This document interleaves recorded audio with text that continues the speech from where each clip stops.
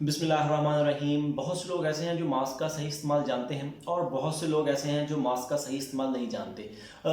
Infection से बचने के लिए, बीमारी से बचने के लिए हमें मास्क के सही इस्तेमाल का पता होना ज़रूरी है। जिन लोगों को कोई प्रॉब्लम है, खांसी, नज़ला, ज़ुकाम है, बुखार है या किसी भी बीमारी में मुब्तला हैं, इन्फेक्टेड हैं, उनको मास्क जो है वो कैसे इस्तेमाल करना चाहिए, और जिन लोगों को कोई प्रॉब्लम नहीं है, माशाल्लाह से सेहतमंद है, उनको मास्क कैसे इस्तेमाल करना चाहिए। तो जो मास्क है इसकी टू साइड्स हैं। एक साइड जो है वो वाइट है और जो दूसरी साइड है वो ग्रीन है या ब्लू होती है।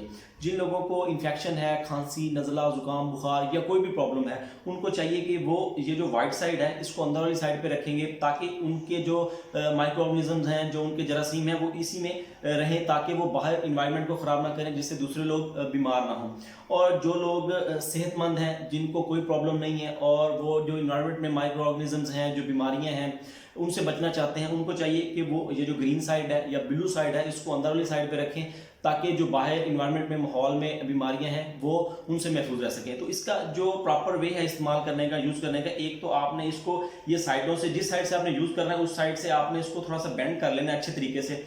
इसको दूसरी साइड से भी आप अच्छे तरीके से बेंड कर लें, ताकि ये एग्जैक्टली आपके फेस पे एडजस्ट हो जाए।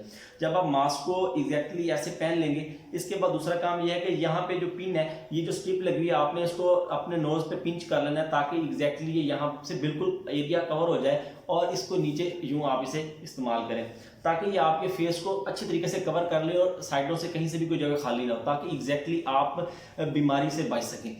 ये जो इन्फॉर्मेशन है, मालूमात है, दूसरे लोगों में पहुँचाइए, ताकि इससे तमाम लोगों का फ़ायदा हो सके। दुआओं में याद रखिएगा। अल्लाह हाफिज़।